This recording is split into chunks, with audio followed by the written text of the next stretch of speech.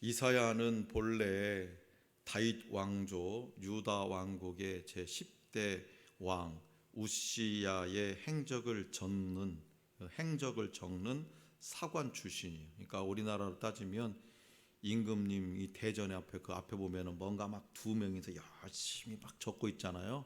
그 임금님 하시는 말씀, 신하들이 하는 이야기들 다 이렇게 적는. 그러니까 이사야가 바로 그 우시야 왕의 행적을 적는 사관 출신으로서 선지자가 된 사람입니다.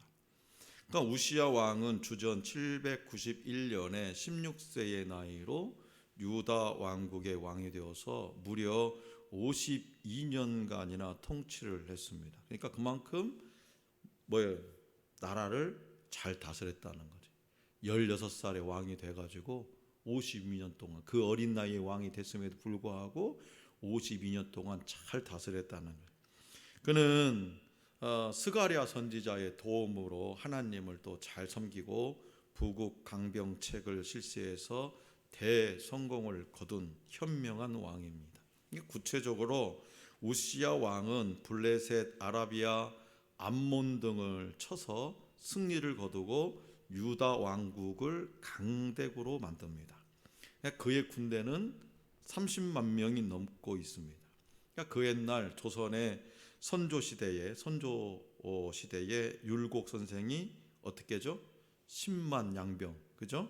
10만 명의 군대를 양성해서 일본의 침략에 대비하자고 주장했던 그런 일과 비교를 해보면 우시야 시대 유대 왕국이 30만 명이니까 군대가 그 우시야 시대와 유다 왕국이 얼마나 강성했고 융성했던가를 넉넉하게 짐작할 수가 있습니다. 하지만 그렇게 강한 군사력에 의존해 가지고 다윗 왕조를 부흥시키려고 노력하다가 우시야 왕은 뭘 잊어버렸겠어요? 하나님을 점점 잊어버린 거예요.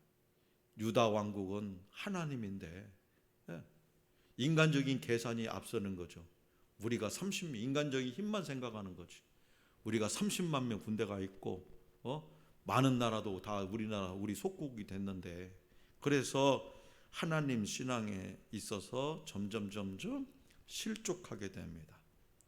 그래서 그는 통치 말기에 그만 하나님 앞에 교만하게 되어가지고 제사장만이 만질 수 있는 성전의 향단에 분향하려고 하다가 뭐가 됐죠? 문둥병자가 되고 말았어요. 제사장만이 그 제사장만 분향해야 되는데 교만하니까,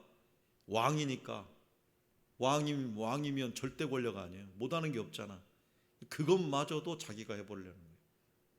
그럼에도 불구하고 선민 유대인들은 하나같이 우시야 왕이야말로 52년간 통치했고 52년 동안 적어도 평화를 누렸으니까 우시야 왕이야말로 다윗 왕조의 부흥을 이끈 위대한 왕이며 우시야 왕 덕택에 나라가 부강해지고 백성들이 잘 살게 되었다고 만만세를 외치고 있었어요.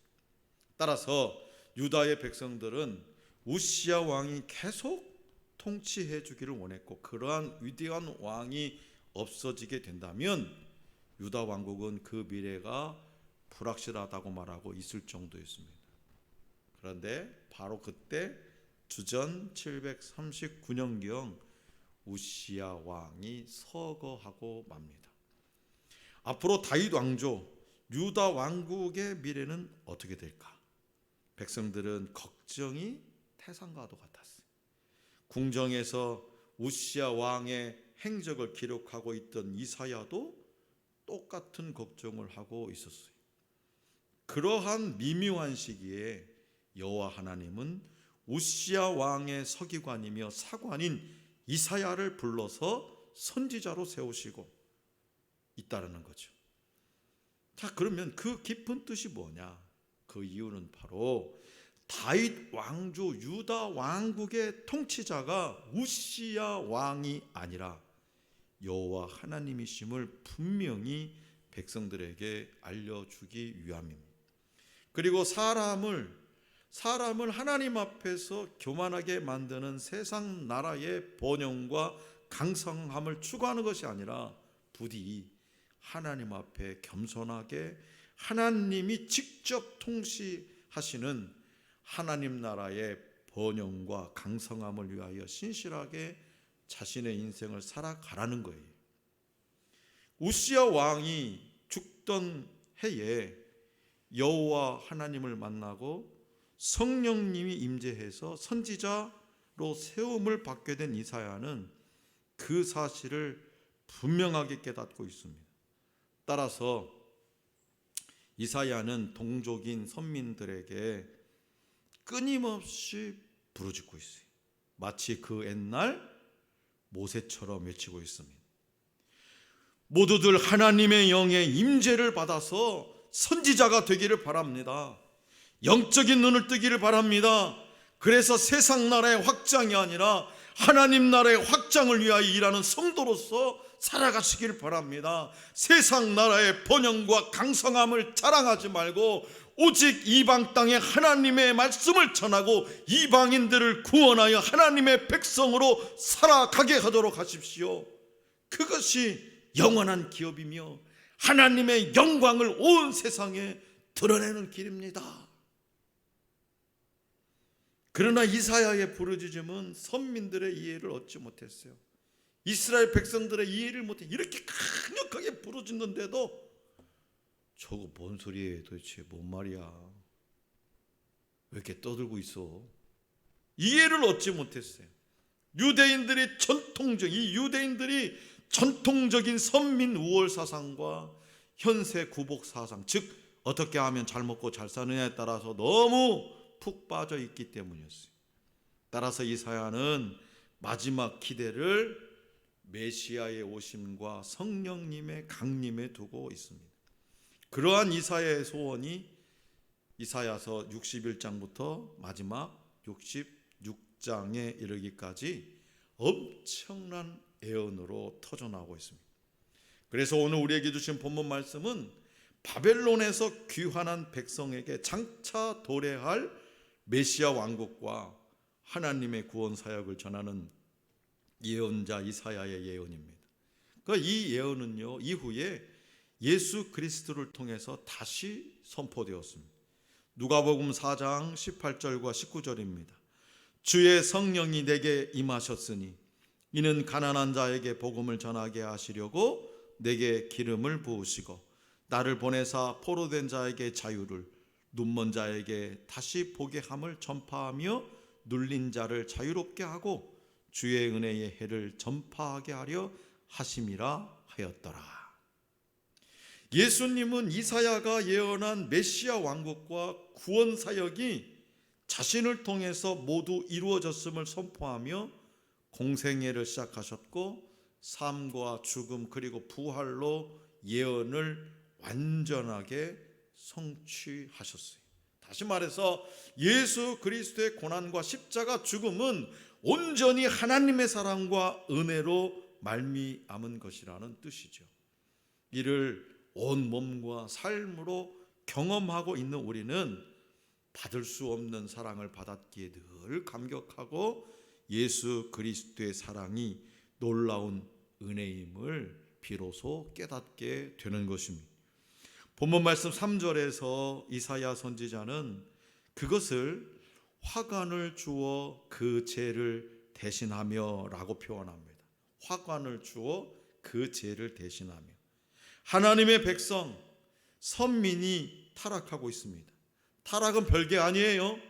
하나님 중심에서 점점점 멀어지면 타락인 거예요. 타락하면은 내가 맨날 안 마시던 술을 퍼먹고 담배 피우고 나쁜 짓 하고 욕지거리하고 그것만이 타락이 아니라 하나님 중심의 삶에서 점점점 멀어지면 타락이에요. 한 발만 빼도 타락이야. 한 발만. 한 발 뺐는데 목사님 너무 하시는 거 아니에요? 아니에요. 하나님은 온전하신 분이 한 발만. 하나님은 우리에게 100%를 원하지 99%의 믿음을 원하지 않으세요. 그러니까 선민이라고 하는 이스라엘 백성들이 타락하고 있습니다. 여호와 하나님께서 위임하신 제사장 나라 거룩한 백성으로서의 사명을 잊어버리고 우상 문화와 선민 사상에 푹 빠져서 살아가고 있어요. 창조주 하나님께서 그토록 원하시는 이방인 구원이나 만민 구원의 길을 버려버렸으니 이제는 여호와께서 선민의 나라를 버려버릴 차례입니다. 그 사실을 바라보면서 선지자 이사야는 하나님께서 그 이스라엘 백성들을 버려버릴 것을 이미 알고 있는 선지자 이사야는 슬퍼하면서 속죄의 죄를 뒤집어 쓰고 있습니다. 그렇게 이사야처럼 자신의 죄를 회개하는 자에게 앞으로 생명의 면류관을 화관처럼 주시겠다고 하는 그 하나님의 말씀이 오늘 저와 여러분들이 죄 때문에 당연히 슬픔 속에 있어야 할 존재지만 기쁨과 환희로 채워주시겠다는 약속입니다. 이 세상에서 절망하고 있는 심령들이 많이 있습니다. 사랑하는 사람들을 잃어버리고 그 상실감에서 헤어나오지 못하고 있는 사람들이 있습니다. 그리고 살아갈 수 있는 생활 기반을 송두리째 잃어버리고 절망에 빠진 사람들이 있습니다. 또한 불치의 병마와 싸우면서 죽음을 생각하고 있는 그런 사람들도 있습니다. 나아가서 도저히 용서받을 수 없는 잘못과 범죄를 저질러서 자신의 목숨으로 그 죄값을 대신하고자 생각하고 있는 사람들이 있습니다. 그들을 어떻게 위로하고 구원해낼 수 있을까? 이사야 선지자는 그들을 위로하고 구원할 유일한 방법이 성령 하나님이 임재하셔서 창조주의 능력으로 역사하는 도리밖에 없다고 하는 사실을 본문 말씀에서 분명하게 선언하고 있습니다. 오늘은 성회 수요일, 곧 사순절이 시작되는 날입니다. 다른 표현으로는 제의 수요일이라고 합니다. 제의. 그러니까 제의 수요일은 종려나무 잎을 태워 제를 만들어서 그 제를 이마에다가 십자가를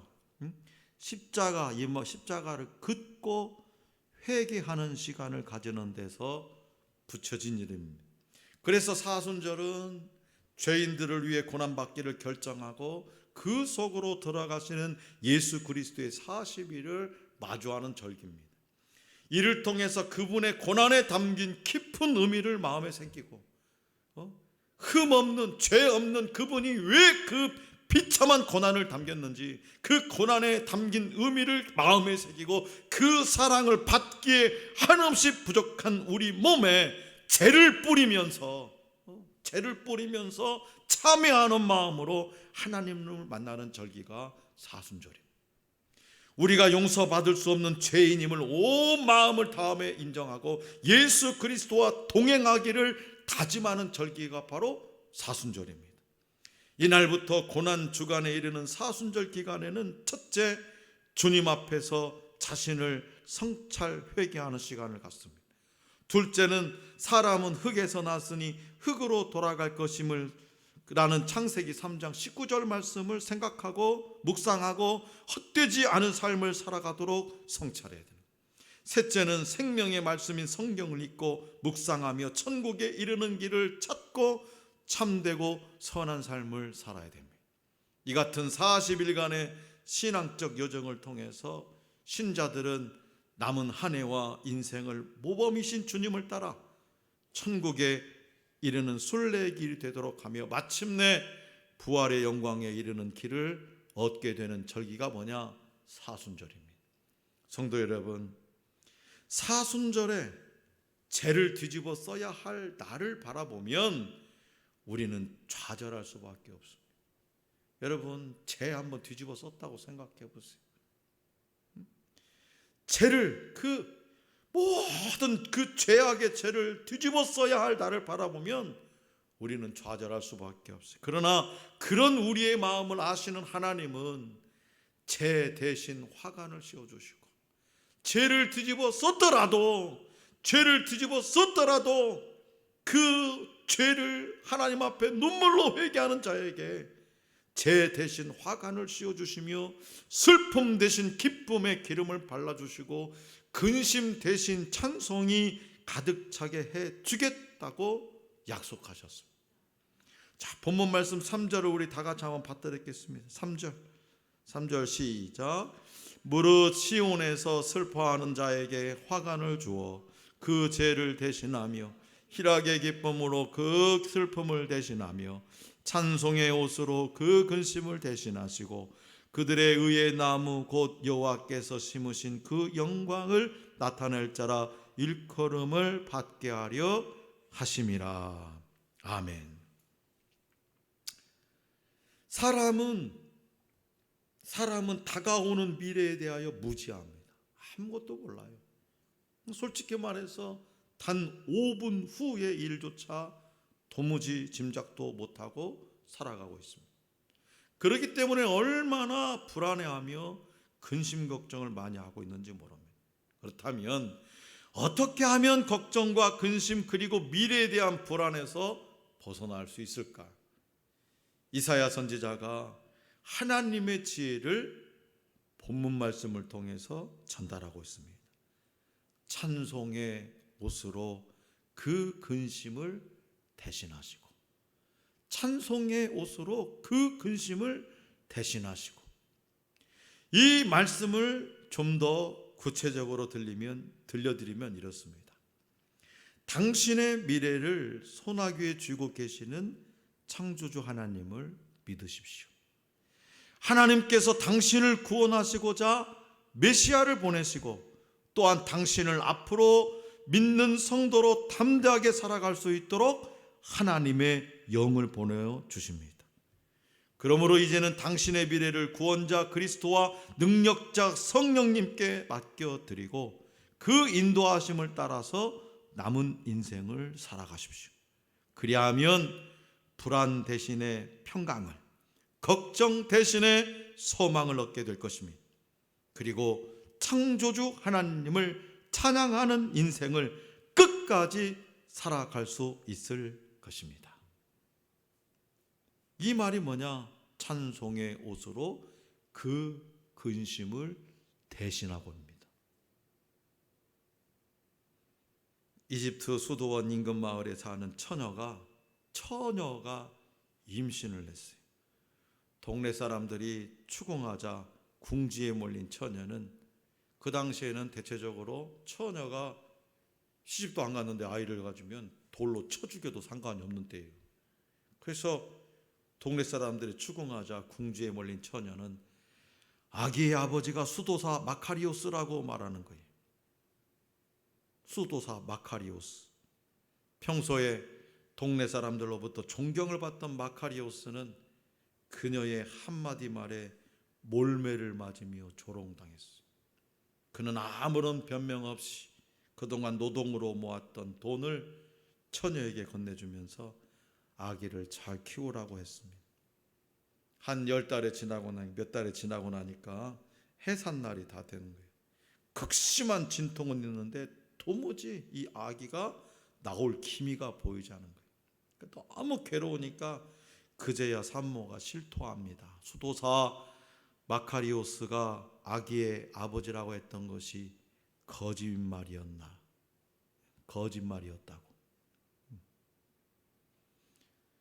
어쩔 줄 모르던 동네 사람들은 마카리오스를 찾아가 용서를 구하고 다시 수도원에 모시려고 했습니다. 그러나 마카리오스는 이미 사막 동굴에서 은거 생활 중이었고 그들의 요청을 정중히 사행했습니다. 억울하겠죠? 일반적으로 생각했을 때 너무나 억울한 일이죠. 사순절이 시작됐습니다. 숱한 오해와 갈등을 뒤로하고 우리는 광야로 향하는 시간입니다. 교회를 위해서 내가 더 가난해지고 주님의 이름 뒤로 숨는 시간, 돈과 명예, 힘을 향한 욕망을 밀어내고 그리스도로 충만하게 채우는 시간입니다. 메시아가 이 세상에 보내어진 목적은 마음이 상한 자를 고치는 거예요. 그러니까 상한 심령이란 자신의 죄 때문에 괴로워하는 심령을 가리킵니다. 그러나 예수님 당시의 사람들은 자신의 영적인 문제를 해결해 줄 메시아를 기다리지 않았습니다. 그들을 로마의 압제로부터 독립시켜 줄 정치적인 메시아 또는 자신의 배고픔을 해결해 주는 경제적인 메시아를 고대했습니다. 다시 말해서 그들이 바라던 메시아는 육신의 문제만을 해결해 주는 메시아였던 겁니다. 하지만 우리 주님은 영적인 문제를 해결하려고 오신 분이, 그것이 무엇인지를 샘플로 보여주시기 위해서, 영적인 문제를 어떻게 해결해 주냐, 그것이 무엇인지를 샘플로 보여주기 위해서 때로는 육적인 배고픔의 문제나 육적인 질병의 문제를 해결해 주시기도 하셨습니다. 우리 주님이 이 세상에 보내진 분명한 목적, 영적으로 괴로워하는 자들을 치료하기 위해서입니다. 그리고 둘째는 포로로 잡혀있는 자들을 자유를 주기 위함이고, 셋째는 갇힌 자를 감옥에서 놓아주기 위함이었습니다. 그러므로 그 약속을 주신 하나님을 바라보며 구원의 감격과 기쁨을 회복하는 절기를 보낼 수 있기를 원합니다. 감히 하나님 앞에 나아갈 수 없어서 죄를 뿌리며 참여하는 우리에게 화관을 씌워주시는 주님의 사랑이 우리 안에 충만한 2021년 사순절 기간이 될 수 있기를 간절히 기원합니다.